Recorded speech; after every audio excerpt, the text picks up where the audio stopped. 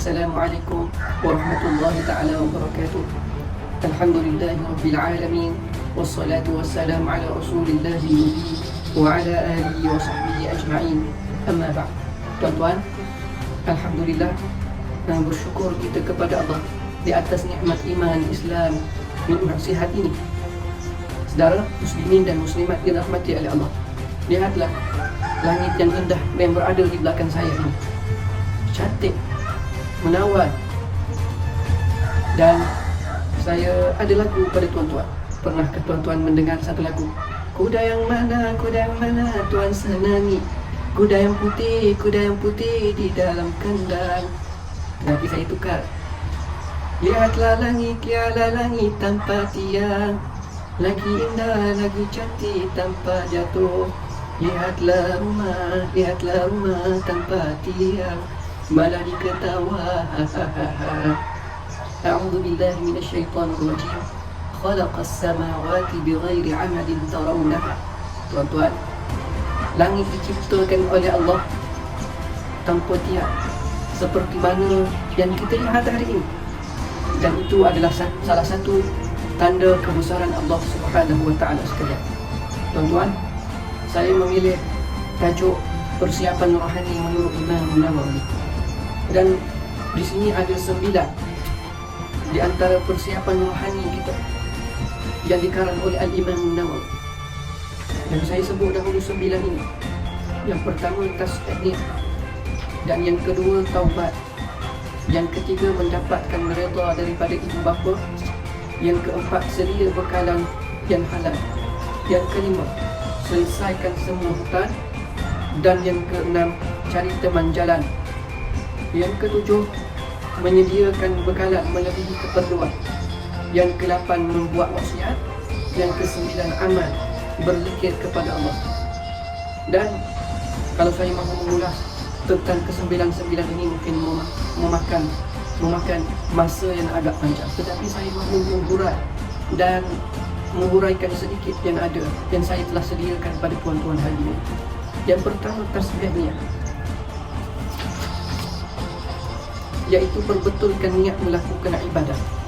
A'udzu billahi minasyaitonir rajim. Walillahi 'alan nasi hajjul bait. Kerana Allah lah manusia melakukan haji dan umrah. Dan ulama menerangkan niat kerana Allah ini, kerana mahu menjunjung perintah Allah.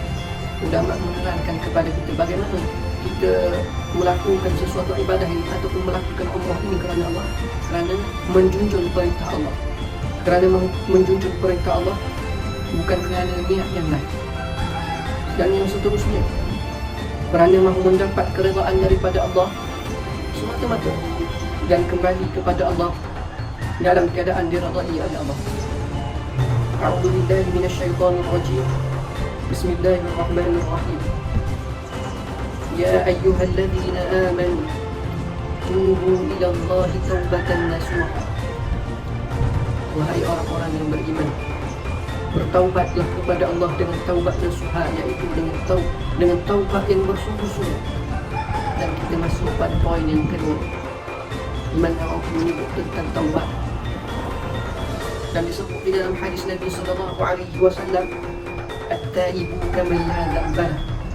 Orang yang bertaubat, memohon ampun pada Allah, berbalik pada Allah dalam keadaan tidak berdosa, suci dan bersih.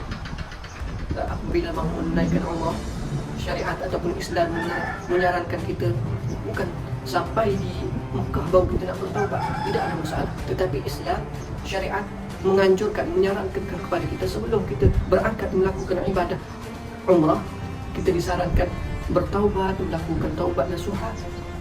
Di negara kita lagi bertaubat sungguh-sungguh, memohon kepada Allah, dan bila melakukan Allah dalam keadaan hati yang sejahtera, hati yang suci, bersih daripada dosa. Dan di sana ada jenis-jenis dosa, jenis dosa-dosa besar, sepertinya meninggalkan suruhan daripada Allah, seperti sembahyang. Ini di antara dosa-dosa yang besar. Kemudian melakukan larangan daripada Allah, melakukan perkara yang Allah menyebabkan Allah murka, Allah marah. Ini salah satu tanda-tanda besar. Jadi kita hendaklah memohon ampun pada Allah dengan sungguh-sungguh dan menyesali perbuatan yang dibuat dan tidak mengulangi. Dan yang keseterusnya, mendapat redha ibu bapa. Mendapat redha ibu bapa yakni kita berlaku ihsan dan sentiasa berbuat baik pada mereka. Nabi SAW menyebut ridha Rabbi fi ridha al-walidain. Ridha Tuhan itu dapat berada pada ridha ibu dan bapa kita. Dan apabila kita bercakap tentang ridha ini, ia bukan bermaksud mengizinkan keizinan, tidak. Tetapi ridha ini kita hendaklah berusaha supaya hatinya puas untuk lepaskan kita, untuk mereka tidak ada hak untuk katakan kita tidak boleh pergi, ya? Tidak ada hak untuk mengatakan tidak boleh pergi. Tetapi redha di sini bermaksud mereka puas hati, memohon, meminta pada mereka supaya merestui dan berdoa agar memudahkan kerja ibadah mereka di sana. Dan yang keempat, menyediakan bekalan halal.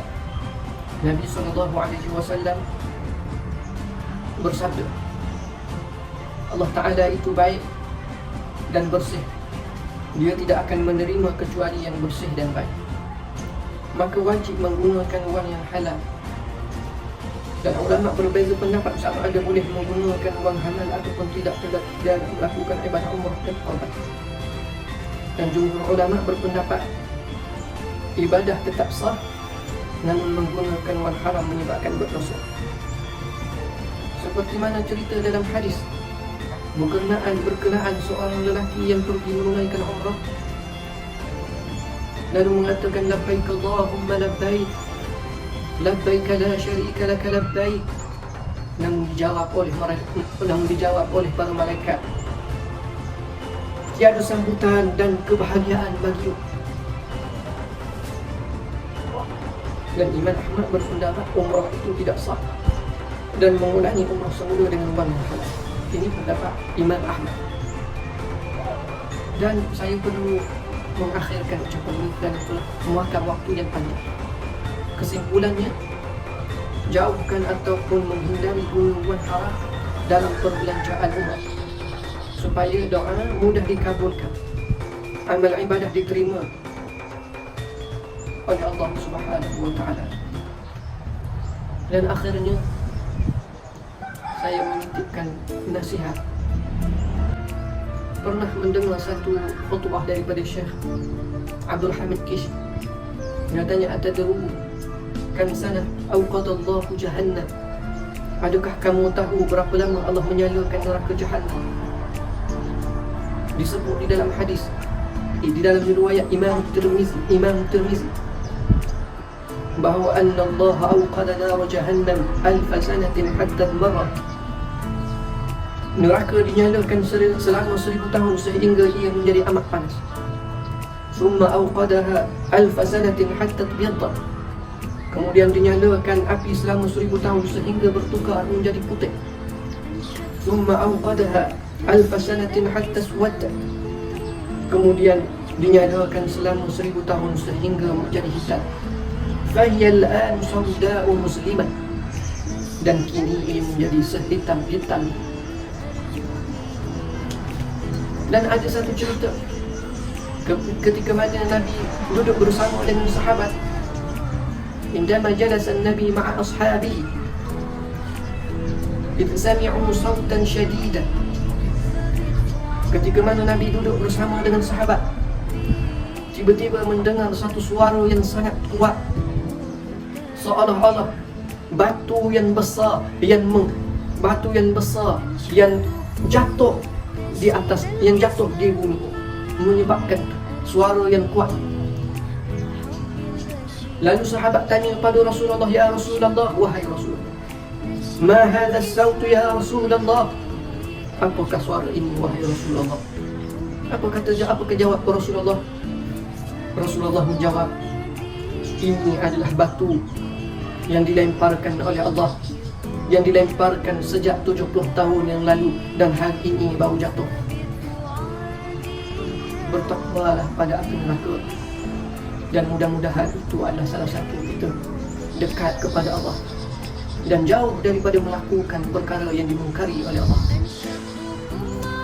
Dan itu sahaja daripada saya. Wabillahi taufiq wal hidayah. Wassalamualaikum warahmatullahi taala wabarakatuh.